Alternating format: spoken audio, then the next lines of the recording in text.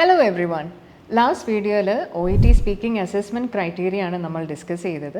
അതിൽ first one ആയിട്ടുള്ള linguistic criteria already നമ്മൾ നോക്കിക്കഴിഞ്ഞു. Second one the clinical communication criteria, അതാണ് ഇന്ന് ഡിസ്കസ് ചെയ്യാൻ പോകുന്നത്. സോ ഈ ഒരു ക്ലിനിക്കൽ കമ്മ്യൂണിക്കേഷൻ ക്രൈറ്റീരിയ അത് 5 ആയിട്ട് തരംതിരിച്ചാണ് അസസ്മെൻറ്റ് നടക്കുന്നത്. അതിൽ ഫസ്റ്റ് വൺ ആണ് റിലേഷൻഷിപ്പ് ബിൽഡിംഗ്. പേഷ്യൻറ്റുമായിട്ട് നിങ്ങൾ എങ്ങനെ ഒരു റിലേഷൻഷിപ്പ് ബിൽഡ് ചെയ്യുന്നു എന്നുള്ളതാണ് ഇതിൽ അസസ് ചെയ്യുന്നത്. അതിൽ എന്തൊക്കെ കാര്യങ്ങൾ നോക്കുന്നുണ്ടാവും?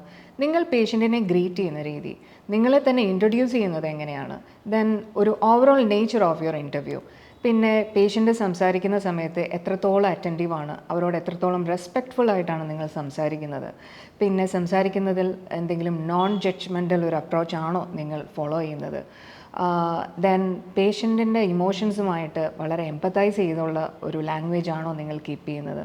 ഇതൊക്കെയാണ് ഈ ഒരു റിലേഷൻഷിപ്പ് ബിൽഡിംഗ് എന്നുള്ള കാറ്റഗറിയിൽ അസസ് ചെയ്യുന്നത്. So the next one is understanding and incorporating the patient's perspective. ഇതിൽ എന്തൊക്കെ കാര്യങ്ങൾ ശ്രദ്ധിക്കണം? നമ്മൾ കോൺസ്റ്റൻ്റ് ആയിട്ട് പേഷ്യൻറ്റിൻ്റെ കൺസേൺസ് നോക്കുന്നുണ്ടോ, അവരോടത് ചോദിച്ചറിയുന്നുണ്ടോ എന്നുള്ളത് വളരെ ഇമ്പോർട്ടൻ്റ് ആണ്.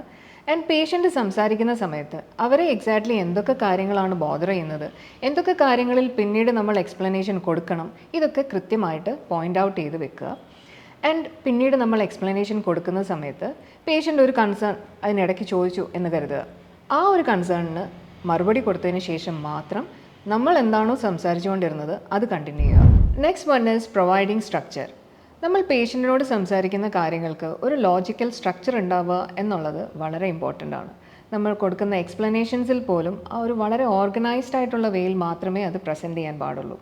Then another important thing is usage of sine posting words and friezes. അത് കൃത്യമായിട്ട് വേണ്ട അവസരങ്ങളിൽ യൂസ് ചെയ്യാൻ തീർച്ചയായിട്ടും ശ്രമിക്കുക. ഇൻഫർമേഷൻ ഗ്യാതറിംഗ് ആണ് നെക്സ്റ്റ് വൺ.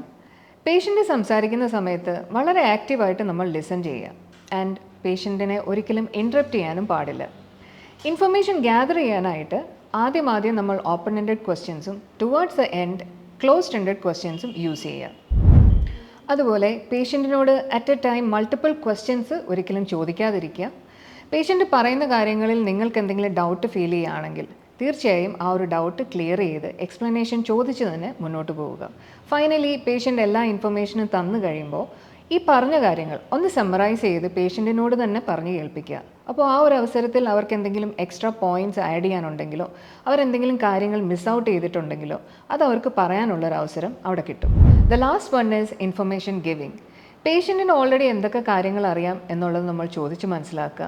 അതിനുശേഷം ബാക്കിയുള്ള ഇൻഫർമേഷൻസ് അവർക്ക് പ്രൊവൈഡ് ചെയ്യുക. അതുപോലെ ഇൻഫർമേഷൻ നമ്മൾ കൊടുക്കുന്ന സമയത്ത് ആ പറഞ്ഞ കാര്യം പേഷ്യൻറ്റിന് കറക്റ്റായിട്ട് മനസ്സിലായി എന്ന് ഉറപ്പ് വരുത്തിയതിന് ശേഷം മാത്രം അടുത്ത പോയിന്റിലേക്ക് കടക്കുക. ആൻഡ് പേഷ്യൻറ്റിനെ അവരുടെ ഫീലിങ്സും ഇമോഷൻസും എക്സ്പ്രസ് ചെയ്യാനായിട്ട് തീർച്ചയായിട്ടും എൻകറേജ് ചെയ്യണം. നമ്മൾ കൊടുത്ത ഇൻഫർമേഷൻ കറക്റ്റായിട്ട് പേഷ്യൻറ്റിന് കൺവേ ആയോ ഇല്ലയോ എന്നുള്ളത് കറക്റ്റായിട്ട് നമ്മൾ നോക്കേണ്ടതാണ്. ആൻഡ് ഫൈനലി പേഷ്യൻറ്റിന് കൂടുതൽ എന്തെങ്കിലും ഇൻഫർമേഷൻ അറിയണം എന്നുണ്ടെങ്കിൽ അത് ചോദിക്കുക.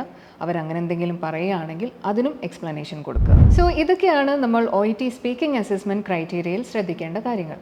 And for more OET related videos follow teachers academy. ഉറപ്പാണ് വിജയം.